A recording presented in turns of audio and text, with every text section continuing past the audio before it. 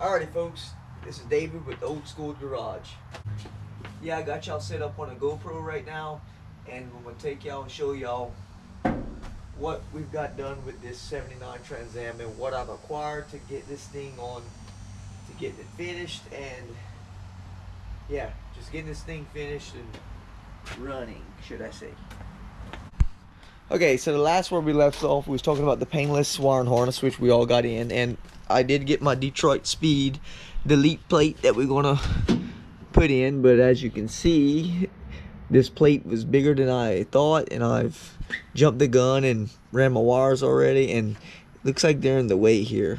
So you can see that I don't want to really notch too much of this. The only thing I'm probably gonna have to notch is where this sits up like this. You can see where the harness here is going to be in the way, so I may have to notch this a little bit.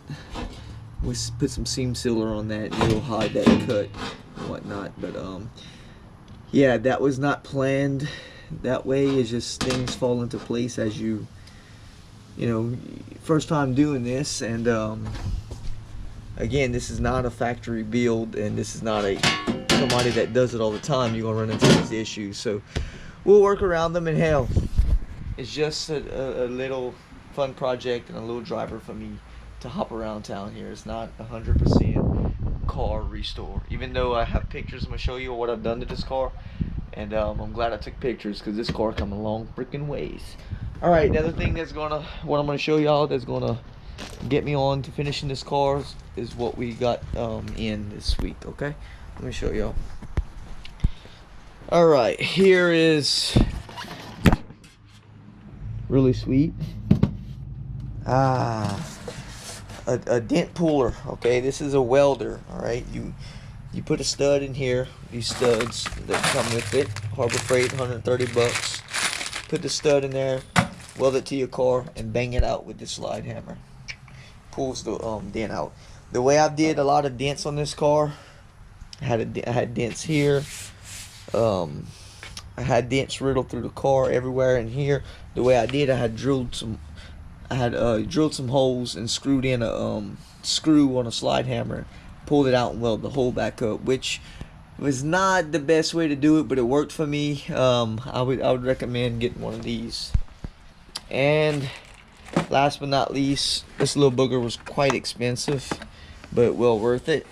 Now, I've painted my car before with a Harbor Freight gun, and it turned out great results. I mean, primer wise, not, you know. Okay, and this is what I've got in. This is my primer and base coat gun kit.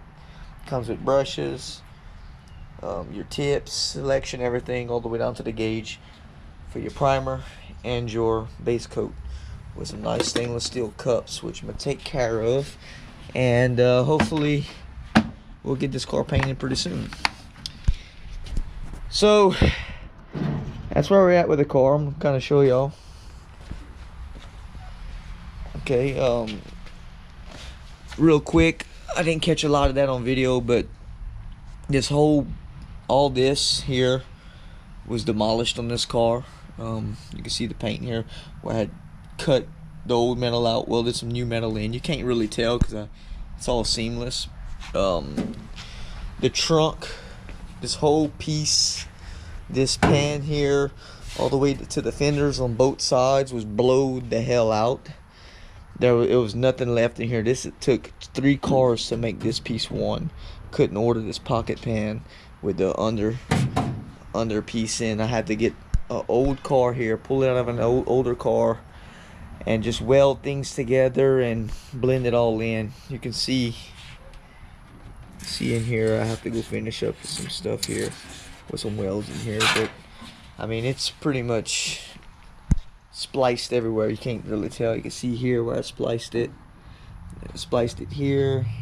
I mean, there's a lot going on. This whole trunk in here, I don't know if y'all can see, but this whole trunk is a brand new piece from fender to fender, but this whole thing is brand new. Okay, all the way to the drop-off tray that you see up in there.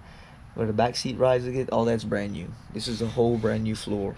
I'm gonna show y'all pictures, folks. Down in here on the sail panel, all the bottom about up to here was cut out, followed, pulled off, cleaned in there, scabbed up, and well, there's some new metal in. You can't really tell, but yeah, all that's patched with full welds, of course. And I could show you all the underneath. Let's see if I can get in there. Well, you can't even see it, but there's a weld line that runs the full length of the car. Yes, that is a new gas tank. But anyway, this car came a long ways, folks. Yeah, it came a long ways. Up in here, it's cut from the bottom, from here, like this, because the old one was just crumpled in, trash, rusted, everything. I had to take that off, and well, the new drop piece in here. The trunk floor extensions are all new also. Floor pans, each section, like the front section, this section, vice versa on the other side, is all brand new. This car was pretty solid except for the floors in the trunk and the engine, of course. But I just thought I'd share that with you folks. Hope you like this little video. It's not that long of a video, but we're narrowing things up. And right now, what I'm doing, you can see if you see me digging a trench here. Okay, you say, man, why don't put your car in your shop? Well, I'll show you why I don't put my car in my shop.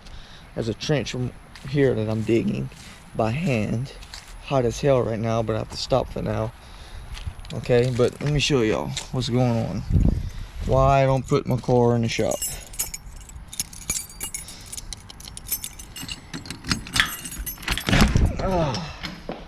Turn some lights on.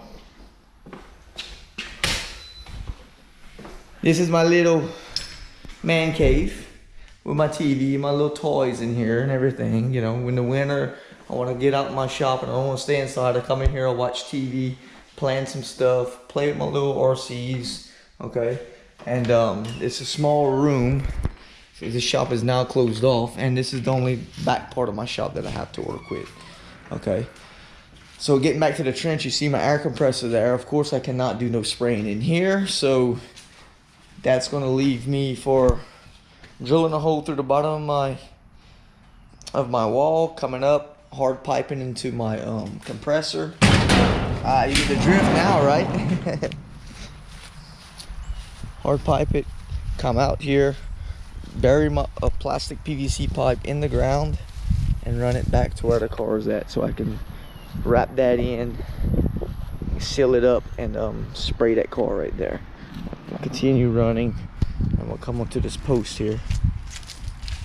Okay, and I'm gonna put a hose connection here with my air hose so I can spray this car out here.